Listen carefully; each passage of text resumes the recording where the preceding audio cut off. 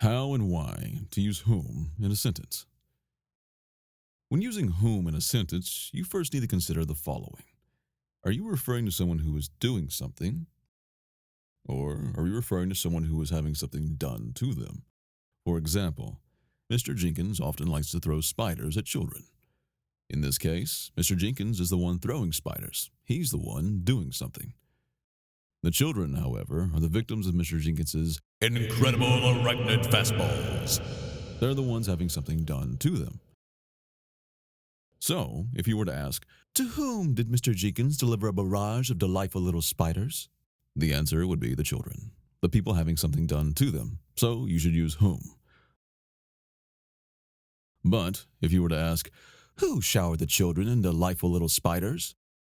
The answer would be Mr. Jenkins, the person doing something. So, you should stick with who. This method of determining who versus whom gets the job done, but it can be tricky to remember, and especially in conversation. Why, hello, madam. Who bought you that drink? Was he as handsome as I am? Oh, wait. Whom bought you that drink? Whom? Am I doing you or you doing me? Man, I wish I had some spiders handy. I'm calling the police.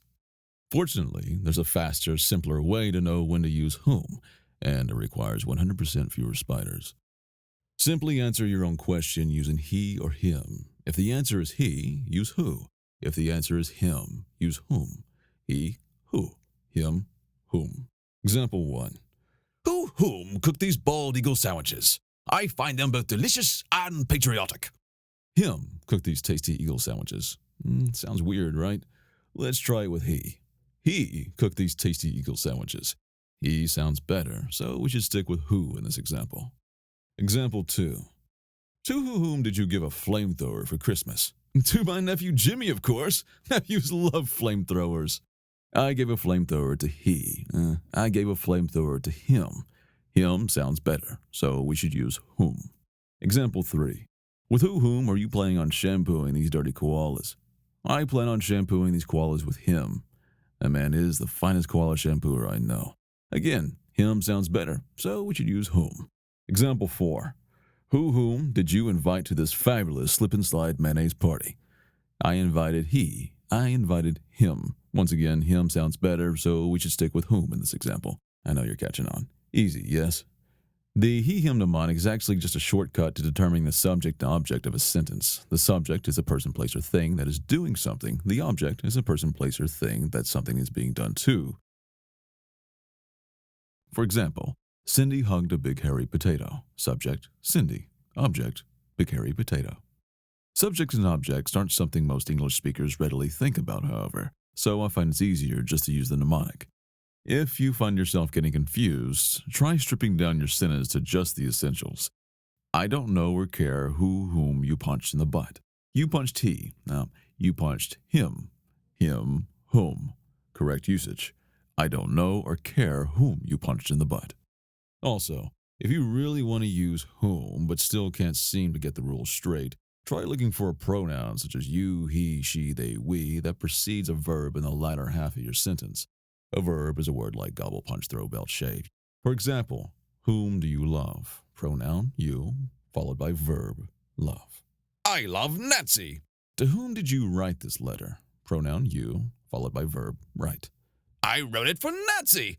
Dear Nancy, you are the moon in my night sky. You are the tiger in my jungle.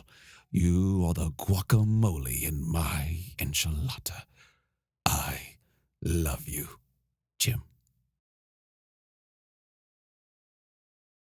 Whom should we contact on your behalf? Pronoun, we, followed by verb, contact.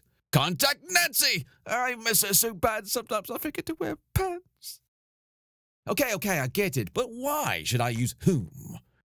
Truthfully, whom offers no real utility in our language. It does not convey an idea more clearly or effectively than by simply using who. In fact, you could probably go the rest of your life without ever using whom, and 99.9% of the world would never even notice. But whom is not about utility or even pedantry. It's about trousers and steeds. When you use whom, instantly makes whatever you just said sound distinguished and classy, even if you just said something terrible. With whom shall I shave my back hair? You there, lovely miss. Wouldst thou care to frolic in the curling meadows of my upper backside? Yes. Using whom puts a smoking jacket onto whatever you just said. It turns sweatpants into trousers, a sputtering Honda into a well-groomed steed. Whom is vocabulary drenched in bourbon, monocles, and mustaches. So why use whom? Do it for the bourbon. Do it for the mustaches. Do it for the steeds. The end. Written and drawn by the Oatmeal. Special thanks to Jane Daughtry for all her help writing this. Follow Jane on Twitter if you want to learn about grammar from the most awesome librarian this side of Jupiter. Really, she's that good.